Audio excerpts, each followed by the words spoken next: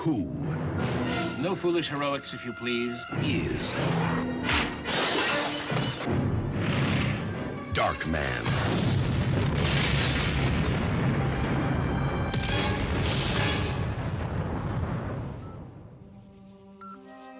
They destroyed everything he had, all that he loved, everything that he was. Now, crime has a new enemy, and justice has a brand new face. I was afraid that you wouldn't want me anymore. Of course I still want you. The good news is that I know who's behind our little troubles of late. Finish it. Hello and welcome to this WDYWW Spoilercast for Sam Raimi's 1990 film, Darkman. I'm actually Hobley. Joining me today, Dylan Blatt. I'm Darkman. I was like, Batman, but Darkman impression that you may not have heard through Discord. That's fine. Yeah, I didn't hear. Catch it on the edit.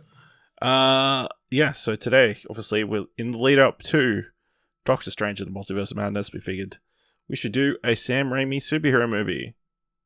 But we already did all the Spider-Man movies. You can check them out over an all-new Marvel cast to hear our thoughts on all three of Sam Raimi's Spider-Man movies. So we're going back, doing his third feature film, Darkman. Yeah. It'll be interesting. Alright, please be aware we'll be discussing anything and everything about the plot themes and ending of the movie, so if you haven't watched it, come back later.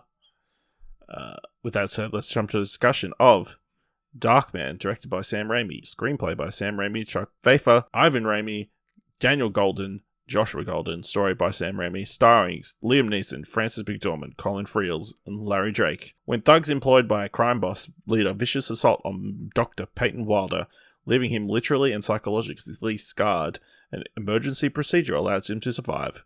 Upon his recovery, Wilder can find solace only by returning to his scientific work developing synthetic skin and seeking revenge against the crime boss.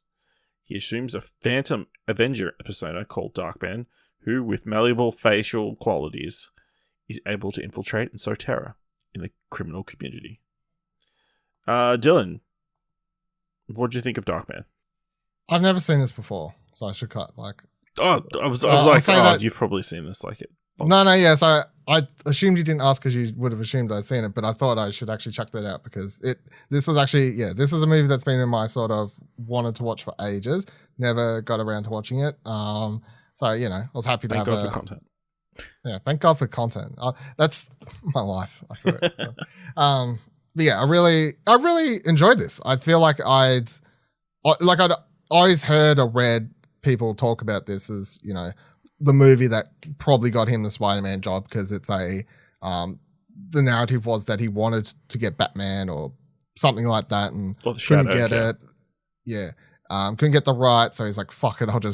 I'll make my own thing up. And yeah, watching it definitely feels like there should be a source material here because it just feels very comic book origin story, but it's a totally original story. So I think it's, it comes off totally comic booky, especially for the 90s and everything like that. But yeah, I really enjoyed it. I think it is got level of camp that you'll see in his future films at times. It has a lot of violence here that is more comes from his horror roots, like Evil Dead, stuff like that. I don't feel like it's over the top to the point that it could be distracting for someone who is more here for the superhero stuff. But the character itself almost feels like Invisible Man inspired, I guess, or something like that. I like Liam Neeson's performance. Again, it's it can be campy at times, but again, I feel like that's this 40s throwback Invisible Man sort of thing.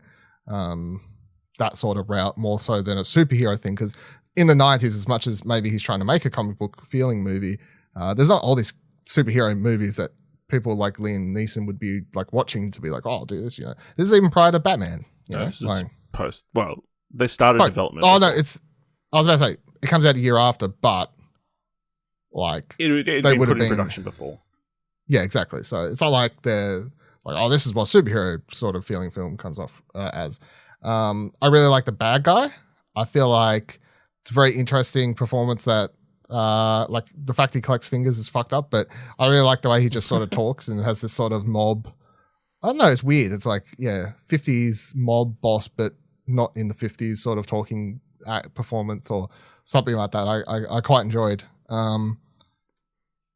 CGI and everything like that, I feel like mostly held up, like given the age and budget and everything like that. But yeah, all up, I really enjoyed this. I feel like it was everything I had heard everyone talk about, like being this really great original project, and that's what I thought it was. So yeah, glad I watched it.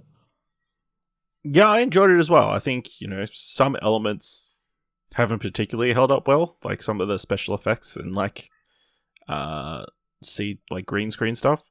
But I think the tone is interesting. Obviously, it's going for kind of that campy element, but it's also got like a slight horror-esque vibe, which I guess makes sense considering obviously Sam Raimi is coming off Evil Dead 2. And this is the movie he made between that and Army of Darkness. So, yeah, I mean, it is very comic book feely, like, the classic origin story of, science experiment going wrong. And then, the hero disfigured or whatever. Definitely, I think it's interesting reading up, like, he was inspired by the Universal monster movies. So, like, Invisible Man, but other things like that. I think the makeup in this is pretty incredible. Especially, like, his final look when you see him without the skin in that. It's pretty... That's why it holds up so well, because it is practical. It is practical, yeah. Yeah. Yeah, super impressive. And it's like... Liam Neeson at times is a bit, like, super campy. I think, all the carnival stuff is, like, very... over the top and like, give me the fucking elephant, and like, but it's definitely purposeful, like knowing Raimi and everything like that, like, and then him running away later with the elephant over his head and crying as his face is melting. He's like, what? Like there's that part where he's like just talking to himself and doing all the thinny. But he's like, I'm a fucking monster. Like, he's yelling at the cat. Yeah. He's yelling at the cat and stuff like, yeah. It's funny. Yeah, I mean, it's pretty interesting. Just that, even the craziness of like, there's this experiment we do because he's got all these burns, so we just remove all feeling through his body. Yeah, I like how that's just chucked out. There's like a 1% chance that they survive, but it's worth a shot. Yeah. They become super strong. But it's like the quickest, like, sort of like explanation just to have a scene where this doctor's walking down, like, because apparently they do tours for this place or some shit like that. Just like, this guy, there's like a huge homeless compilation. We found this guy who's like really burnt up, so we just like pricked his body. He won't feel anything anymore. He might get superpowers, but that's all right. Off we go. Like, look at them all spitting. They're spitting. Spitting. We spent all of like 30 seconds trying to find out who his real identity is. Okay, like, plus the shot of him getting thrown out of that building. That's where the CGI just doesn't look that great. When the building explodes, you just hear, just like Liam Neeson's like fucking chucked into the water or whatever. Absolutely, yeah. It's some of it is pretty ridiculous, and like that entire fight scene, pretty hammy and corny and stuff. It's like, yeah. I did find, it's funny like I was gonna say the fight scene, like, it works better when it's not really a fight scene, like the ones where those two goons are like walking into his like chemical warehouse, whatever, like near the end of the movie before he chases the helicopter, and he like has that dude come out with like several masks on, like it's fucking Mission Impossible 2 over here, and then the fact he just like walks a really up and it's like version of it, yeah, like that, like solving combat that way is like funnier than actually having fight scenes that he tries to do. Actually, I think the whole like mask thing is all fake skin and like him pretending to be other people is a cool concept, and honestly I'm kind of surprised it hasn't been, well, I guess it kind of has been used with like Mission Impossible and that kind of stuff, but like this core concept of Darkman, why it hasn't potentially been rebooted, although apparently just days ago at the time of recording, Liam Neeson said he was open to returning as Darkman in a movie. I am Darkman. I know where you live. I will come for you. Yeah.